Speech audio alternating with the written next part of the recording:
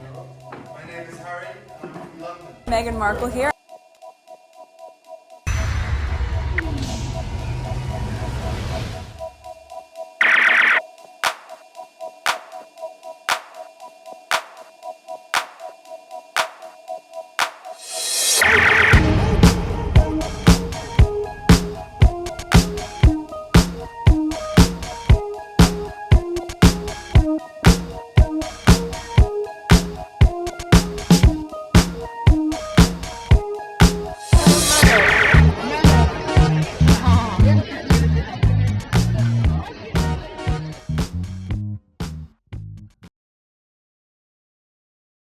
Let's go to the next one. I spent too much time on just the first one, I think. Is the first one 45? Yep, just the first one. This probably gonna have 2 parts. But I need to cover these. These are things that some of you should know because I don't think I have time to post them on my community board. Okay, so this is Omid. Just because it's a catchy headline doesn't make it true. So let's make this clear. Royal Spen stories and characters have nothing to do with Meghan. As a journalist, I cover the Duchess fairly, but it's also boring to keep calling her my friend. Not true. Or link her to my work. Yeah, he always makes sure of that. At one point, he even said, when he was in the UK covering the royal family, he said sometime when there are things, even the royal rats are on the same room as him covering the same thing, because they used to spin it in a way where Omid is Meghan's friend or Harry's friend or something like that.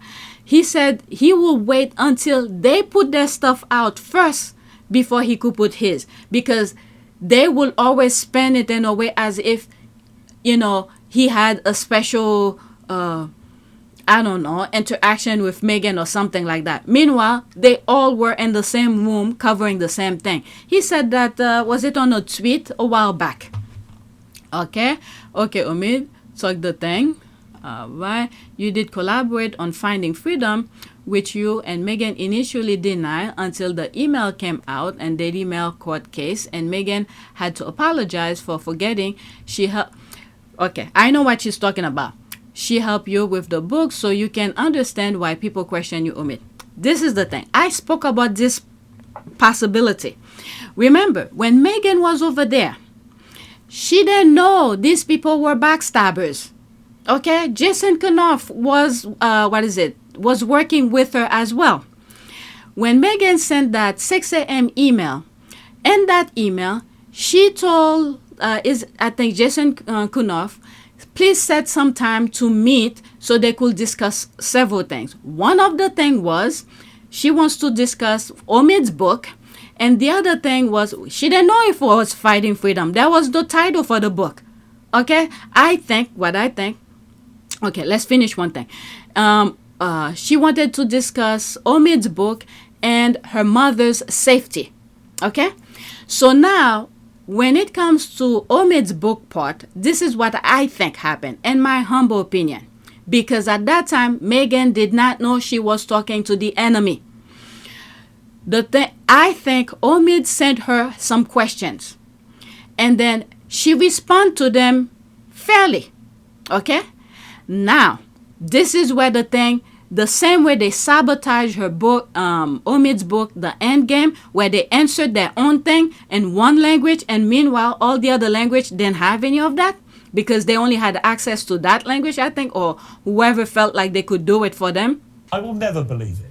But now we can start the process of finding out if they ever got uttered, what the context was, and whether there was any racial intent at all. Like I say, I don't believe there was.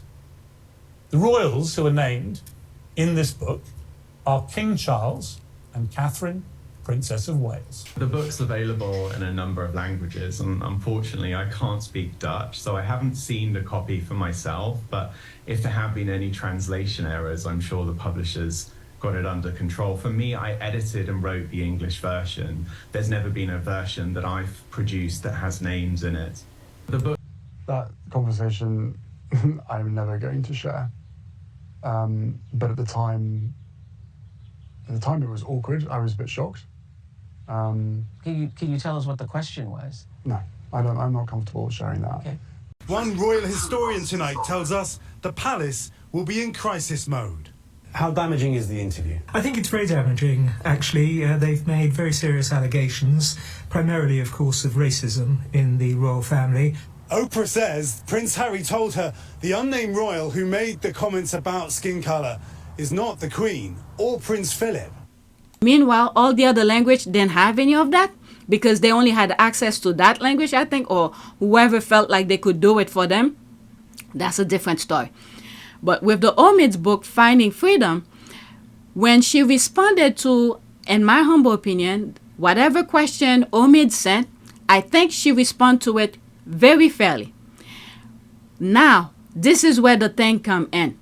Someone intercept the response before it went to Omid.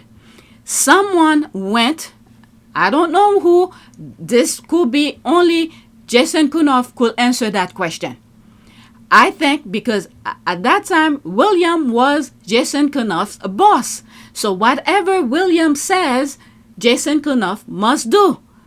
Even though he was helping Meghan.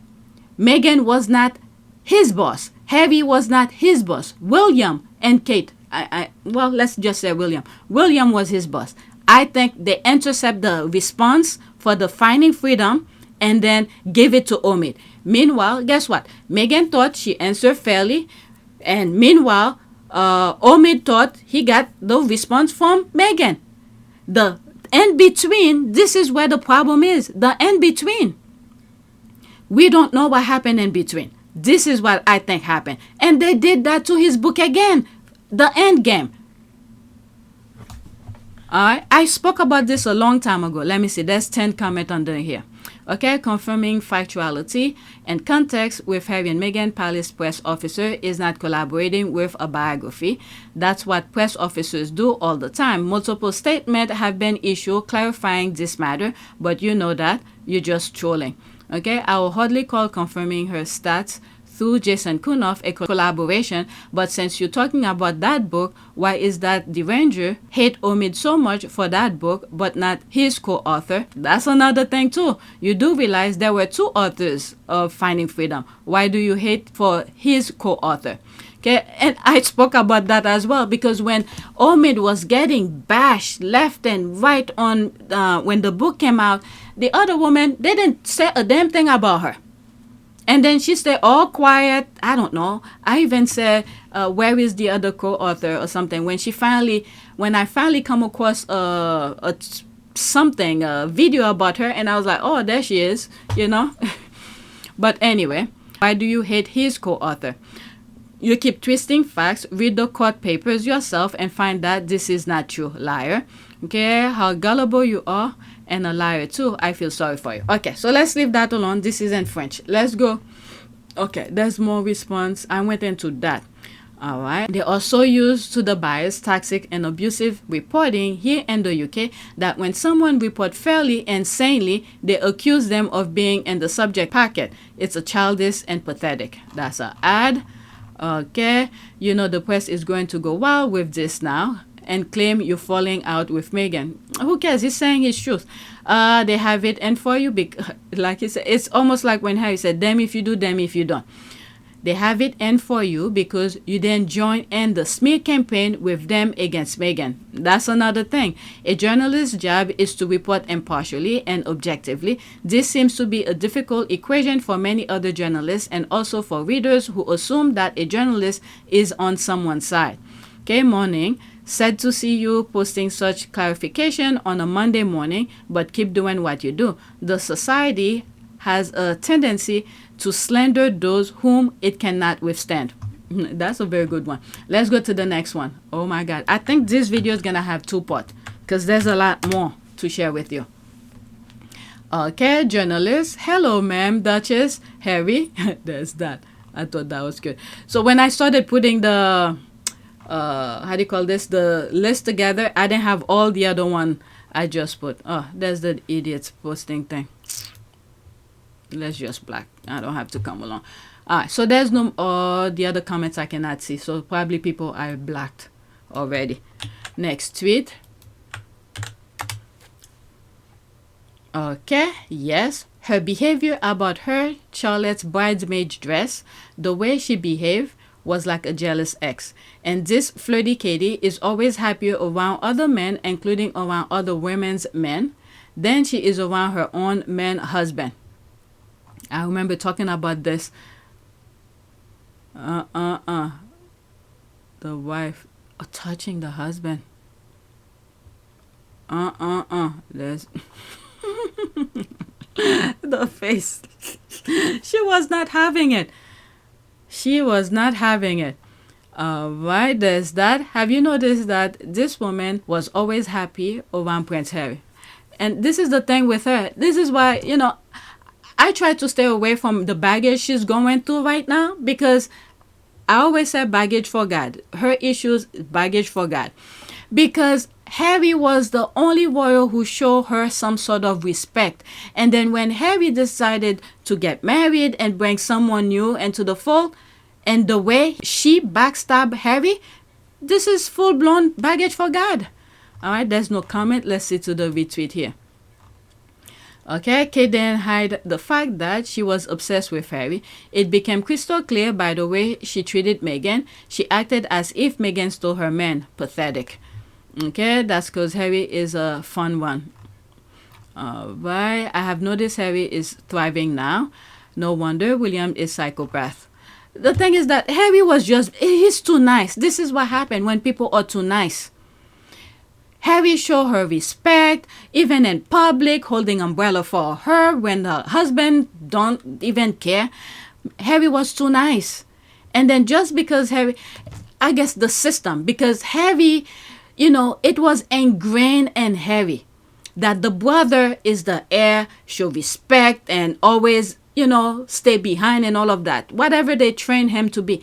And he carried that along with even Kate, who's from the outside, Mary Ann, show the same respect Harry has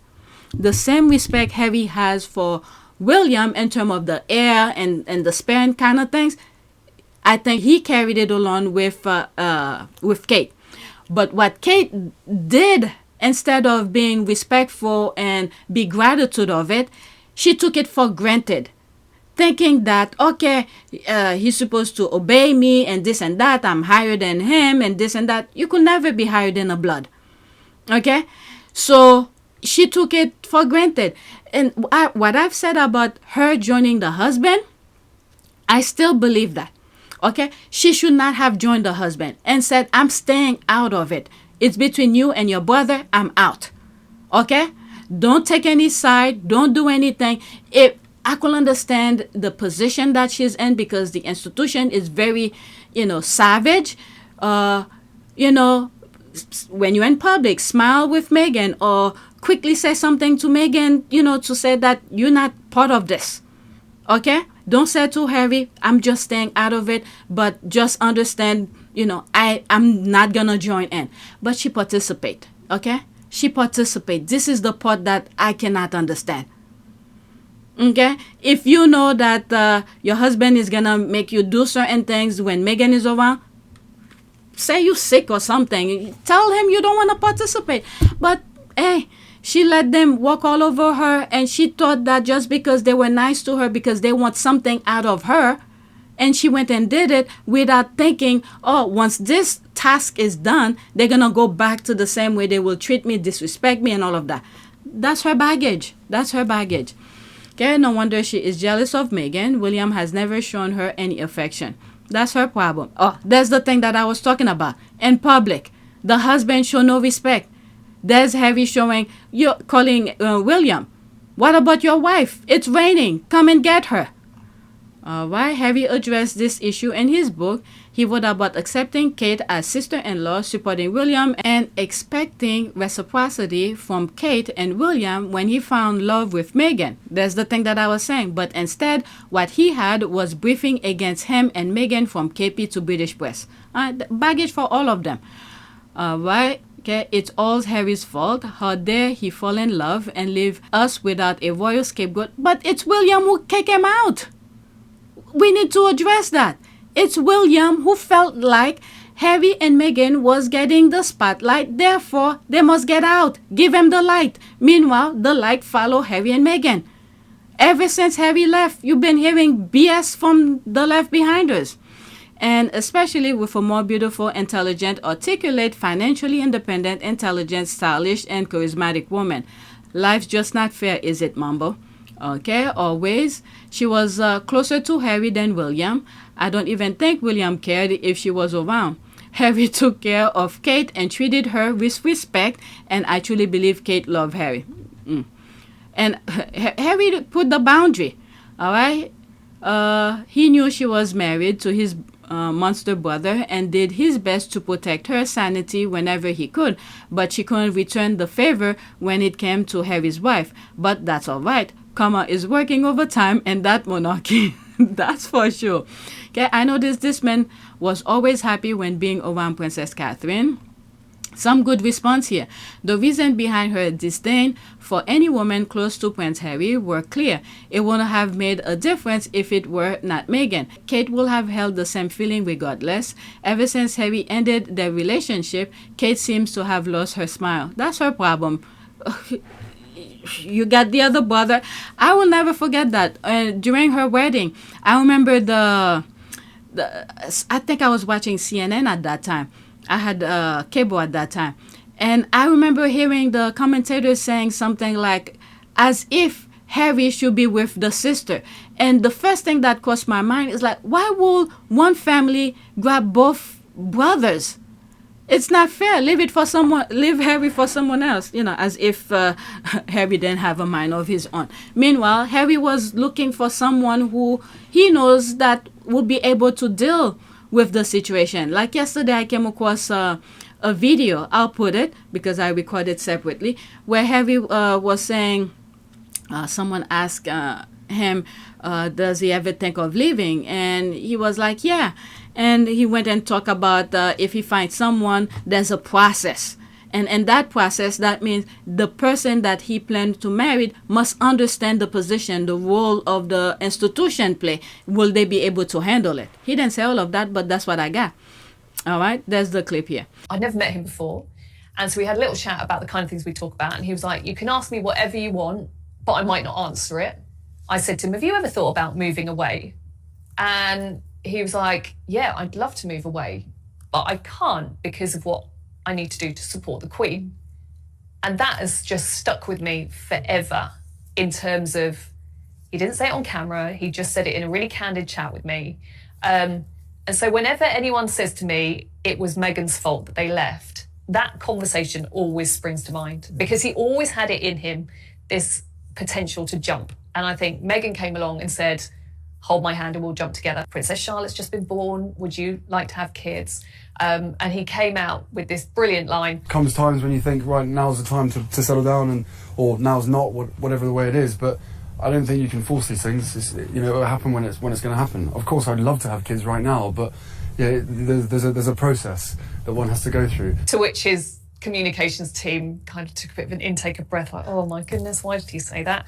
But then he also went on to say about how he just wanted to have someone alongside him to support him. And then what was it? A couple of years later, he met Meghan. Yeah. If you like Harry, you might die of cancer, especially if you don't take the blame for what Charles and Camilla said about Archie. Wonder how much Dan got paid to say it was Kate. I don't really think it's Kate who said that about the Archie's skin color. She might be racist, okay? She might be racist, but I don't think she was the one who said it. All right? They just shift the blame to her. Hence the jealousy when he met Meghan. She could have chosen to be kind and accept who he loved. Instead, she chose to be cold and unwelcoming toward Meghan. That's her problem. Baggage forgot. Let's go to the next one. Okay, after this, we're gonna start with the journalist thing. Make reference to Kate Lively. This image, you don't know how much I love it. This is perfect, proportionate. When you work out, you could see she work out. She work her shoulders, her trap, her biceps, everything. It works perfectly. She works her arms out. But anyway. That's the athletic part that I love. All right, the fitness aspect. Quote, they will lie to protect the others, but they will not tell the truth to protect me and my husband, Princess Meghan. Okay, there's no response. So now, let's go. What is that?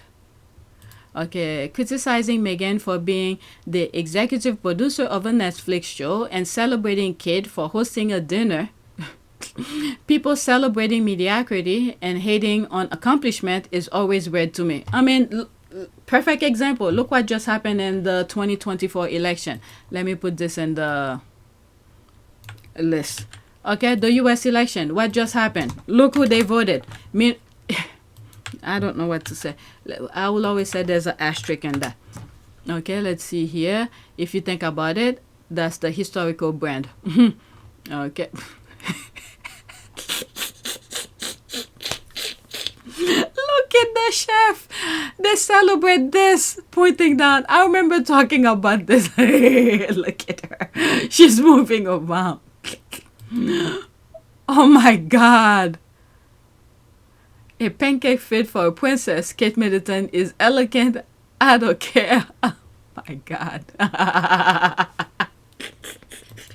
It's the... Oh my God. Which dinner did she host though? Exactly. That Kate woman is infantilized and praised for the dumbest thing. Her mediocrity is celebrated and exaggerated so they can pop her up against other accomplished women, and it's not working. Not to those of us with a functioning brain. They're just seriously jelly, that's all. Their only childish way of dealing with it is to trash that human, whereas most intellectual folks will praise hard work no matter the outcome. Black excellence, bring their asses. Make it make sense. Okay, yep, it's called racism. Yes, Kate, queen of mediocrity. All right, so let's start with the... Okay, I'm going to stop this here, and I'm going to continue another one regarding the journalist thing that's going on. All right, it's going to be this one. I'm going to continue straight to that without going in the background. Okay? All right, let's stop. Thank you for watching. Stay tuned for more.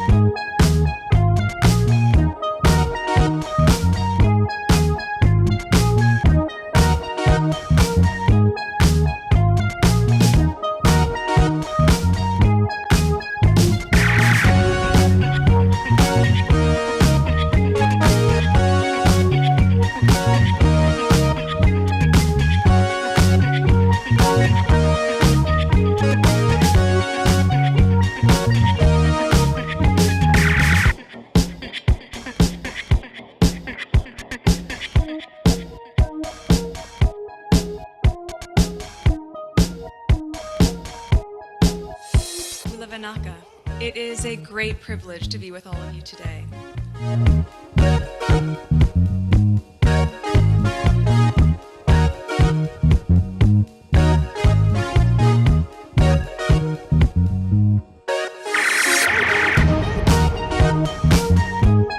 You know, we ask for forgiveness and please come back.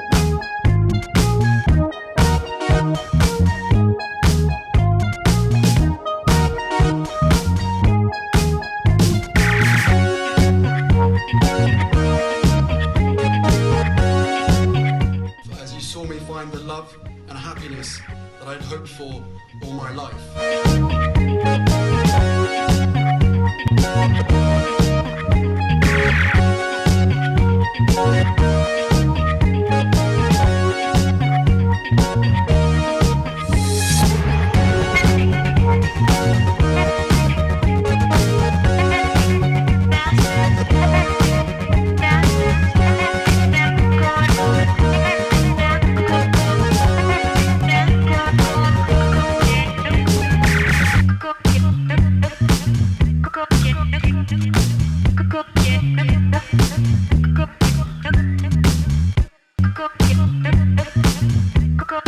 You are all in this together. And if I may speak personally, we are all in this together.